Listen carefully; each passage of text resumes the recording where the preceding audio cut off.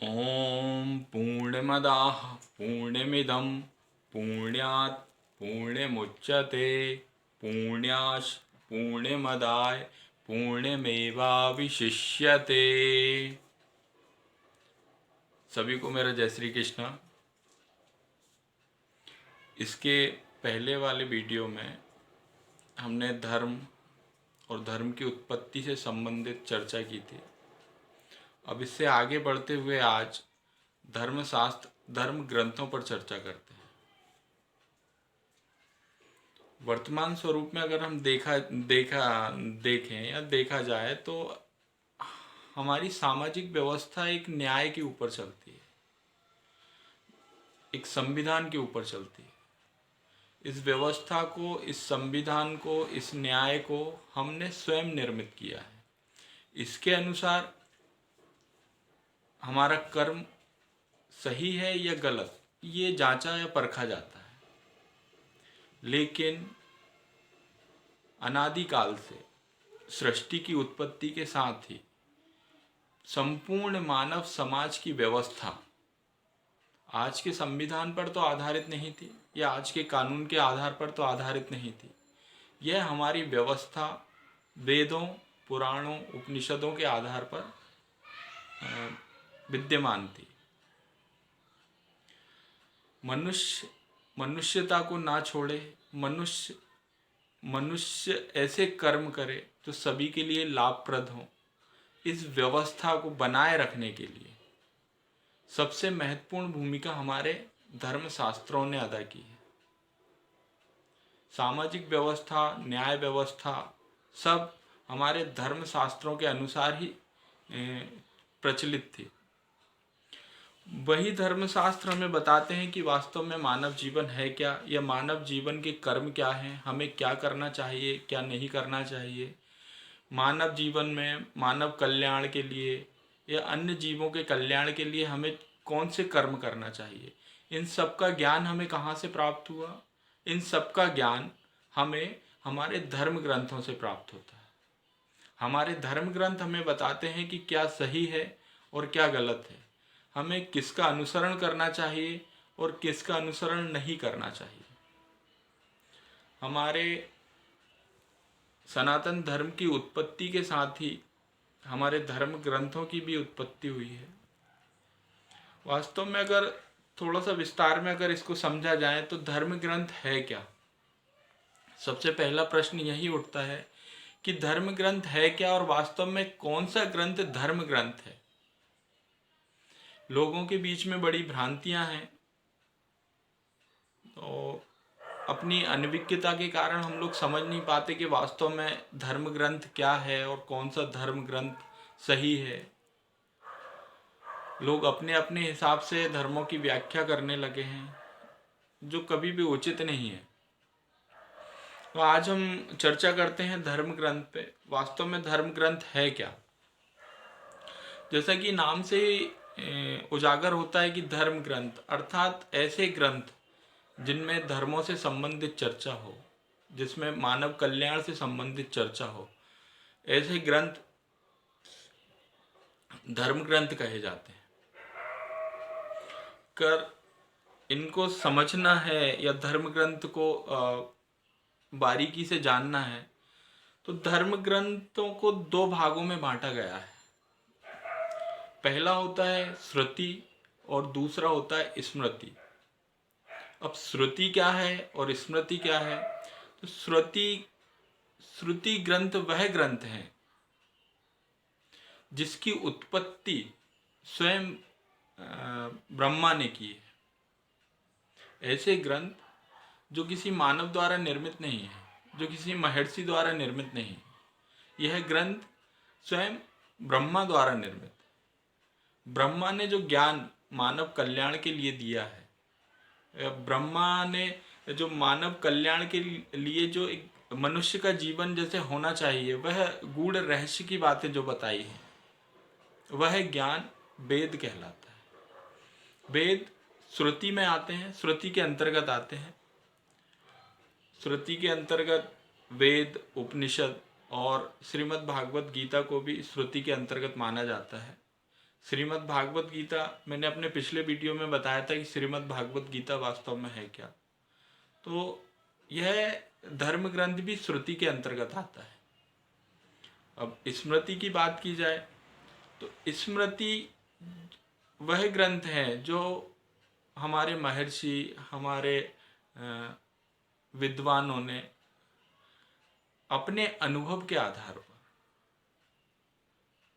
जीवन कैसे जिया जाए इसकी रूपरेखा तैयार की और मानव कल्याण के लिए अपना ज्ञान प्रदान किया। वह ज्ञान स्मृति के अंतर्गत आते हैं, जिसमें पुराण, रामायण, महाभारत, धर्मशास्त्र ऐसे अनेकों ग्रंथ हैं जो हमारे महर्षियों ने जिनकी रचना की है। वास्तव में अगर देखा जाए तो श्रुति सनातन धर्म के मुख्य ग्रंथ माने जाते हैं। धर्म ग्रंथों में किसी तरह का अपवाद होता है या किसी बात पे उलझन होती है तो निर्णय जो होता है वह श्रुति ग्रंथ के अनुसार ही होता है। श्रुति ग्रंथ मुख्य ग्रंथ हैं, इनके बाद फिर स्मृति ग्रंथ आते हैं। श्रुति ग्रंथ क्या होता है? श्रुति ग्रंथ के अंतर्गत वेद, उपनिषद और गीता को माना गया है। वेद, जैसा हम सभी जानते हैं, वेदों की संख्या 4 है। 4 वेद के 4 उपवेद हैं। इन वेदों के उपंग हैं, वेदांत हैं। इस तरह से अगर चर्चा की जाए, इसमें विस्तार से चर्चा की जाए तो इसमें समय की बाध्यता नहीं रहती। काफ़ी लंबा विषय है, काफ़ी विस्तार से अगर मैं इसको समझाऊंगा तो बहुत अधिक समय लगेगा। समय की बाध्यता के कारण मैं आपको अभी संक्षिप्त में बताता हूँ। वेद, मुख्य जो वेद हैं वो 4 वेद हैं: ऋग्वेद, यजुर्वेद, सामवेद और अथर्ववेद। इन वेदों के एक एक उपवेद भी हैं। इन वेदों का अगर वर्गीकरण किया जाए तो संहिता आती है, ब्राह्मण आते हैं और फिर उनके अंतर्गत भी उपनिषद आते हैं। उपनिषद की भी अगर व्याख्या और विस्तार से की जाए तो उसके अंतर्गत भी मीमांसा और षष्ठ दर्शन और वेदांग काफ़ी लंबा विषय है और काफ़ी महत्वपूर्ण विषय है। लेकिन समय बाध्यता के कारण मैं थोड़ा संक्षिप्त में बता रहा हूँ आपको। और मेरे अगले वीडियो में हम वेदों से संबंधित चर्चा भी करेंगे। अभी मैं आपको बता रहा था कि श्रुति ग्रंथ के अंतर्गत वेद, उपनिषद आते हैं, गीता आती है और स्मृति ग्रंथ के अंतर्गत ये सब आते हैं। स्मृति ग्रंथ को भी 6 भागों में बांटा गया है। स्मृति ग्रंथ वास्तव में मैंने आपको बताया, जैसे स्मृति ग्रंथ होता क्या है कि मुनियों ने अपने ज्ञान के अनुसार जिन ग्रंथों की रचना की वह स्मृति ग्रंथ के अंतर्गत आते हैं। इसके अंतर्गत आता है धर्मशास्त्र, इतिहास, पुराण, सूत्र, आगम या तंत्र शास्त्र जिसे बोलते हैं, और षष्ठ दर्शन। ये 6 प्रमुख जो ग्रंथ हैं, 6 तरह के जो ग्रंथ हैं वह स्मृति ग्रंथ के अंतर्गत आते हैं। अब पुराणों की व्याख्या, पुराणों में क्या है, इन सब के बारे में हम बाद में चर्चा करेंगे, आगे वाले वीडियो में चर्चा करेंगे। तो धर्म ग्रंथ को अभी हमने संक्षिप्त में समझा कि धर्म ग्रंथ को 2 भागों में बांटा है, स्मृति और श्रुति और स्मृति। और इनके अंतर्गत भी वेद को भी कई भागों में बांटा है। स्मृति के अंतर्गत आता है आपका जो ग्रंथ आते हैं मुनियों द्वारा जो रचित ग्रंथ हैं, उसको भी 6 भागों में बांटा गया है। और इन सभी एक एक भाग की चर्चा मैं एक एक वीडियो में करूँगा। वास्तव में धर्म ग्रंथ जो है वो मानव जीवन को कैसा जिया जाए इसकी कला को समझाते हैं। भली भांति मानव जीवन एक खुशहाल जीवन और जीव कल्याण के लिए जो जीवन होता है वो मानव जीवन ही होता है।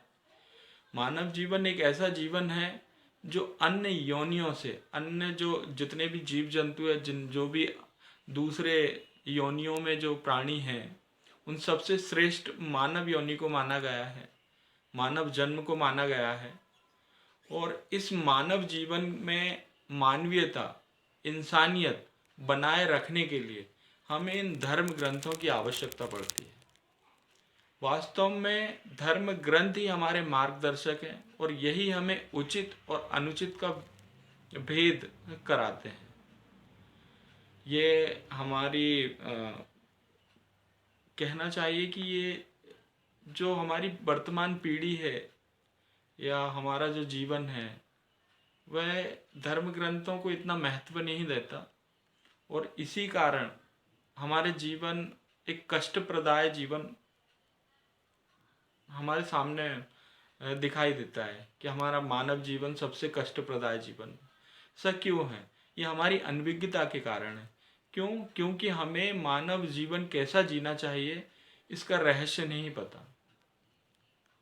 हमारे सामने सब कुछ प्रस्तुत है, हमारे पास सब कुछ है, लेकिन दुर्भाग्य बोलना चाहिए इसको कि हमारा दुर्भाग्य है कि हमने इसको इतना महत्व नहीं दिया। जीवन कैसा जिया जाए यह हमारे धर्म ग्रंथ ही हमें बताते हैं। तो आज के लिए सिर्फ इतना ही। आगे आपको विस्तार से मैं धर्म ग्रंथों के बारे में बताऊंगा, वेदों के बारे में बताऊंगा, पुराण के बारे में बताऊंगा, अन्य धर्म शास्त्रों के बारे में भी बताऊंगा और जीवन में इनकी महत्वता क्या है, क्या उचित है, क्या अनुचित है, इसका निर्णय भी आप भली भांति कर पाएंगे। कौन से कर्म मानव को करना चाहिए, कौन से कर्म करने से बचना चाहिए, इन सब का ज्ञान होना हमें बहुत ही आवश्यक है। और यह ज्ञान हमें हमारे धर्म शास्त्रों से ही प्राप्त होगा। तो धर्म शास्त्रों की अनदेखी ना करें, धर्म शास्त्रों का अनुसरण करें और धर्म शास्त्र के गूढ़ रहस्य को समझने की कोशिश करें। जय श्री कृष्ण।